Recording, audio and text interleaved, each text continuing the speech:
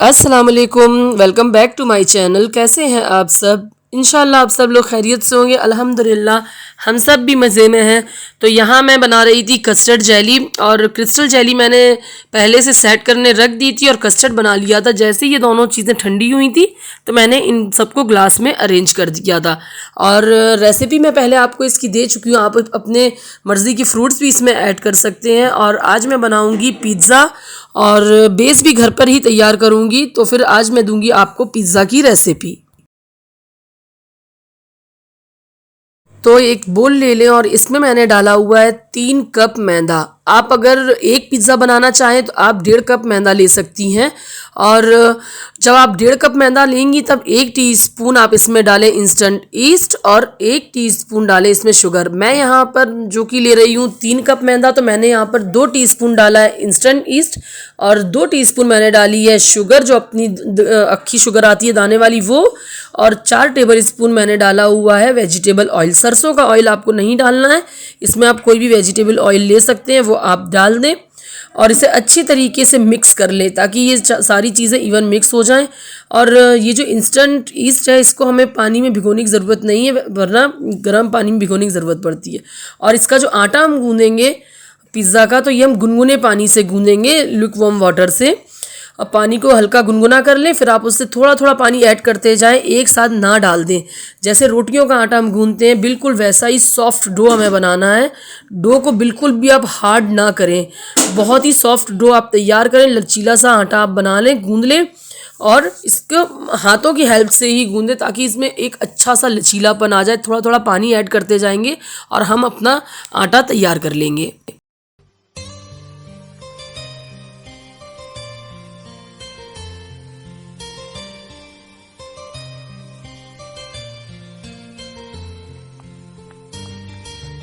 और आटा हमारा अच्छे से गूंद करके तैयार हो गया, एकदम लचीला सा। देखिए बहुत सॉफ्ट डो बना हुआ है। और उसमें 1 टीस्पून ऑयल ले करके हाथों में हम आटे पर लगाकर इसको ढक करके इसको मतलब डबल होने के लिए रख देंगे और किसी गर्म जगह रख दें। वैसे तो आजकल गर्मी है, आधा घंटा या 35 मिनट लगते हैं, आटा डबल हो जाएगा डो हमारा।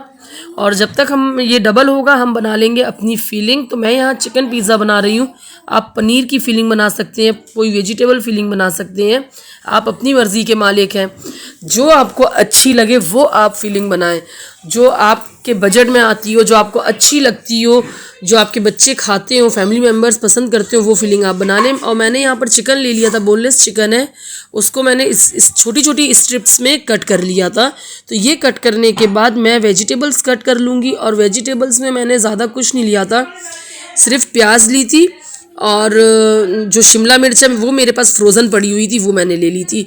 प्याज मैंने 2 गांठें ली हुई थी, बड़ी वाली 2 गांठें थी। तो इसको मैंने बीच से टुकड़े कर लिए थे, जो कि हम क्यूब्स में कट करेंगे और बारीक स्लाइस नहीं करेंगे। स्लाइस की हुई अनियन इसमें अच्छी नहीं लगती है। इस तरीके से आप इसके एक एक छिलके को अलग कर लें। और ऐसे ही स्क्वायर क्यूब्स में मैंने शिमला मिर्च को कट करके रखा हुआ था। आप अगर चाहें तो आपके अगर एरिया में मिलती हो 2-3 कलर की कैप्सिकम तो आप वो भी ले सकते हैं। मेरे एरिया में तो सिर्फ और सिर्फ ग्रीन कलर की ही मिलती है। और मैंने यहाँ पर ले लिया था 2 से 3 टेबल स्पून तेल ले लिया था। और ये जैसे ही गर्म होगा इसमें मैं डाल दूँगी चिकन की स्ट्रिप्स और इनको कलर चेंज होने तक फ्राई करूँगी। फिर इसमें डालेंगे हम अपने मसाले।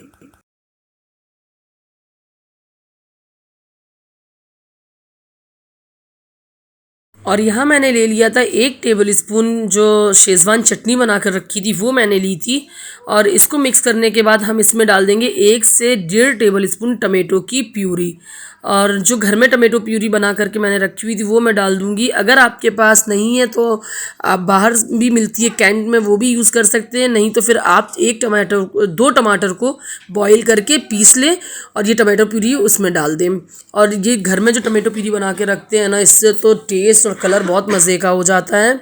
और इसे पकने देंगे। अब मैं इसमें डालूँगी 1/2 teaspoon oregano, 1/2 teaspoon mix Italian herbs और 1/2 टीस्पून डाल दूँगी मैं इसमें चिली फ्लेक्स। अगर फिर भी आपके पास इन तीनों में से भी कोई चीज़ नहीं है तो भी आप टेंशन ना लें और इसको आप सिंपल तरीके से ही बना सकते हैं, क्योंकि जब मसालों में चीज़ें जाती हैं तो अपने आप उनके टेस्ट बढ़ जाते हैं। और अगर आपके पास जो सॉस वगैरह हो, चिली सॉस, ये chilli sauce, green chilli sauce, वो सब आप डाल दें। गैस मैंने बिल्कुल बंद कर दी थी। उसके बाद मैंने जो अनियन काट करके रखी हुई थी वो मैंने डाली थी। गैस हमारा चालू नहीं है, सिर्फ हमें मिक्स कर देना है। और ये जो ग्रेवी है ना, सॉरी, ये जो फीलिंग है ना चिकन की, इसमें ही इसकी हीट में अनियन हमारी इतनी अच्छे से एक सॉफ्टनेस आ जाएगी, बस पकेगी नहीं लेकिन बहुत मज़े का इसमें टेस्ट आ जाएगा। डो हमारा डबल हो चुका था और अब मैं यहाँ बनाने लगी थी इसके पिज़्ज़ा बेस। और हल्के हाथों से थोड़ा सा मैदा को डस्ट करें और फिर इसे हल्के हल्के हाथों से नीड करें, थोड़ी देर के लिए और नीड करें। गूंदना नहीं है, सिर्फ इसको रोल आउट करना है। और फिर हमें जितने पीस के पिज़्ज़ा चाहिए हो, जितने बड़े पिज़्ज़ा चाहिए हो, उस हिसाब से हम इसको कट कर लेंगे। तो मैं यहाँ पर 3 शेप में पिज़्ज़ा बना रही हूँ, क्योंकि मेरे पास कोई भी पिज़्ज़ा बेस्ड ट्रे नहीं है, किसी भी तरीके की बेकिंग ट्रे नहीं है पिज़्ज़ा बनाने के लिए। बस मेरे जो अवन में स्क्वायर रेक्टेंगल ट्रे है वही है। तो मैं यूज़ कर रही हूँ मेरे भगोने के ढक्कन का। मेरे भगोने का ढक्कन है जो एल्यूमिनियम का है, उसका मैं यूज़ कर रही हूँ। तो एक पिज़्ज़ा मैं उसके साइज़ का बनाऊँगी, एक पिज़्ज़ा मैं तवे पर बनाऊँगी और एक बनाऊंगी अपने ओवन की रेक्टेंगल शेप में। 2 पिज़्ज़ा मैंने ओवन में बेक किए थे और एक पिज़्ज़ा मैंने गैस पे बनाया था, ताकि मैं बता सकूं गैस में भी पिज़्ज़ा बहुत ज़बरदस्त और बढ़िया बनता है। और मुझसे क्या गलती हुई थी जो मैंने गैस पे पिज़्ज़ा बनाया था वो भी मैं आपको बताऊंगी। और जो भी आप मोल्ड ले रहे हो या ट्रे ले रहे हो एल्यूमिनियम की हो, उसके ऊपर आप थोड़ा सा ऑयल ब्रश कर लें अच्छे से। और मैंने इवन रोटी बेल ली है और इसको मैं लगा दूंगी। सबसे अच्छे शेप में पिज़्ज़ा इसी ढक्कन में बना हुआ था। ये जो हमारे भगोने का ढक्कन है ना, बहुत मज़े का बना हुआ था ये पिज़्ज़ा। और बाज़ार में तो हम बेस लेके आते थे पहले, तो इतने मोटे और इतने बेकार बेस मिलते थे ना, कि ना उनका कोई शेप होता था, ना ही उनकी साइड्स बनी हुई होती थी, कुछ भी नहीं। तो मुझे वो बिल्कुल भी पसंद नहीं था, इसीलिए मैंने अब घर में बनाना स्टार्ट कर दिया है। फोक की हेल्प से हम इसमें होल कर लेंगे, ताकि हम जो एयर बबल्स हों वो निकल जाएं और हमारी जो ये बेस है वो फूले ना। यहाँ मैंने डाल दिया है, लगा दिया है पिज़्ज़ा सॉस। और ये मैंने ऑनलाइन मंगाया था और बाज़ार में भी अवेलेबल होते हैं पिज़्ज़ा सॉस।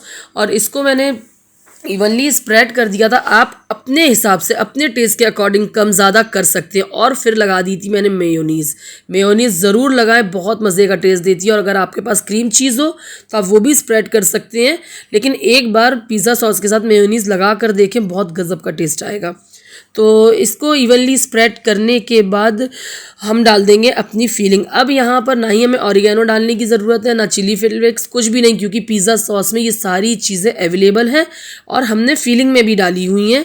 अच्छी तरीके से साइड के किनारों तक हर जगह पर इसको इवनली मिक्स करके स्प्रेड कर दे और फिर हम अब डालेंगे अपनी फीलिंग को। तो यहाँ मैं डालने लगी हूँ फीलिंग आप अपने कम हिसाब से कम ज़्यादा कर सकते हैं। अगर आप ज़्यादा फीलिंग भर के खाते हैं तो आप वो उस हिसाब से डाल लें। यही मज़ा होता है घर में चीज़ बनाने का। कोई भी चीज़ अगर आप घर में बनाते हैं, होममेड तरीके से बनाते हैं, तो वो आप अपने बॉस होते हैं। आप अपनी मर्ज़ी से उसमें हर चीज़ को अरेंज कर सकते हैं, डाल सकते हैं। यहाँ मैंने कैप्सिकम, ये मेरी फ्रीज़ की हुई थी।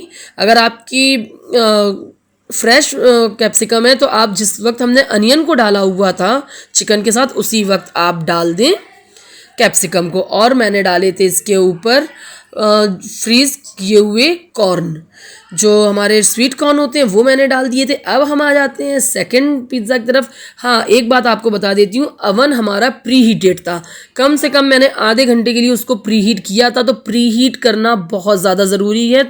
आप इसको जिस टेम्परेचर पर बनाएं, प्री हीट कर लें। मैंने 220 के 220 सेल्सियस पर मैंने प्री हीट कर लिया था और बेकिंग मोड पे लगा हुआ था और उसी पर मैंने पिज़्ज़ा बेक कर लिया था। अब हम बनाते हैं अपने पैन पिज़्ज़ा, जो मैं तवे पर बनाऊंगी, गैस पर बनाऊंगी। अच्छा हुआ क्या था, मैंने गैस पे पिज़्ज़ा बनाया था ना, तो मुझे ये नहीं मालूम था कि गैस के ऊपर जो हम पिज़्ज़ा रखेंगे उसके नीचे हमें एक और तवा रखना है, फिर हम उसके ऊपर अपना पैन रखें। तो नीचे से जो उसका बेस था ना, तो वो थोड़ा डार्क हो गया था, जला नहीं था, डार्क हो गया था। तो आप कभी भी गैस पर बनाएं तो उसके नीचे एक और तवा रखें, फिर बाद में अपना कुकिंग पैन रखें जिसमें पिज़्ज़ा बना रहे हो। इसका शेप भी बहुत अच्छा आया था, बहुत ही बढ़िया शेप आया हुआ था पिज़्ज़ा का। लेकिन सबसे अच्छे पिज़्ज़ास बने थे मेरे अवन में। बहुत मज़े के पिज़्ज़ा बने थे। कम से कम मेरे हिसाब से 20-25 मिनट में ओवन में पिज़्ज़ा बेक हो जाता है और इतना ही टाइम पिज़्ज़ा पकने में, बेक होने में गैस पे लेता है। गैस पे कोई ज़्यादा टाइम नहीं लेता है। आप सिर्फ इसके नीचे एक तवा रखें, फिर आप अपना पैन रखें, फिर आप बना लें। और यहाँ देखिए, यहाँ सेम फीलिंग, सब में मैंने सेम फीलिंग की हुई थी, कोई अलग नहीं था। आगे से मैं आपको ट्रिपल पिज़्ज़ा अगर बना कर दिखाऊंगी ना, तो उसमें अलग अलग फीलिंग भी बताऊंगी, किस तरीके की फीलिंग अलग हिसाब से, अलग तरीके से कर सकते हैं आप। वेज अलग कर सकते हैं, नॉन वेज अलग कर सकते हैं, और भी बहुत सी फीलिंग्स आती हैं जो मैं आपको ज़रूर बताऊँगी आगे चल के।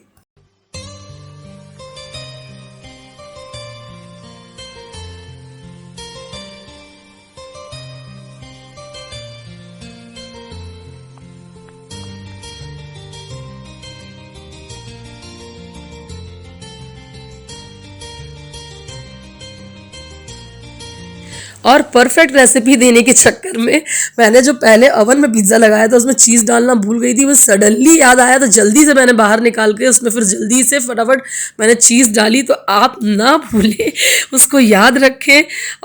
हो जाता है कभी कभी ऐसा, और काम इतना ज़्यादा हो जाता है ना कि दिमाग से बातें निकल जाती हैं। ये देखिए, मैंने डायरेक्ट रख दिया था गैस पे, तो डायरेक्ट नहीं रखना है। अब मैं मशक्क़त कर रही थी इस पर ढकूं क्या, तो बिल्कुल ये नहीं आया था कि छोटे वाले पैन में पिज़्ज़ा लगाती और बड़ा पैन ढकती। तो काफ़ी सारी मशक्क़त के बाद तो एक लीड मुझे मिल गई थी, तो वो मैंने कवर कर दी। तो आप देखें कौन सी लीड मिल गई थी। मैंने अपना fry pan, cooking fry pan मैंने इस पर कवर कर दिया था, जो अच्छे से उसने कवर कर लिया था, और मज़ेदार सा पिज़्ज़ा बन करके तैयार था। और आप ज़रूर ज़रूर बनाएं, घर में बनाएं और बच्चों को खिलाएं और सभी को खुश करें। आप लोग बाहर की चीज़ों को हो सके तो आप अवॉइड करें, क्योंकि ये बजट फ्रेंडली भी होती हैं घर में चीज़ें। 700 और 800, 600, मतलब 300, 350 से नीचे का पिज़्ज़ा तो आता ही नहीं है। कितना भी आप अगर लोकल लेने जाएंगे ना, तो आपको 250, 300 इतना हद तक तो पिज़्ज़ा मिलेगा ही। और डोमिनोज़ की तो बात ही अलग होती है, उसकी तो बात ही अलग है। उसका तो सीट का चार्ज और उसके दरवाज़ा खोलने का चार्ज, हर चीज़ का चार्ज लगता है उसका, तो हर चीज़ का टैक्स पे करना पड़ता है। और ये मेरे पास थी रेक्टेंगल बेकिंग ट्रे जो ओवन के साथ आई हुई है, तो मैंने इसमें एक बेस लगा लिया था और यहाँ पर भी मैं इसको बेक होने रख दूँगी।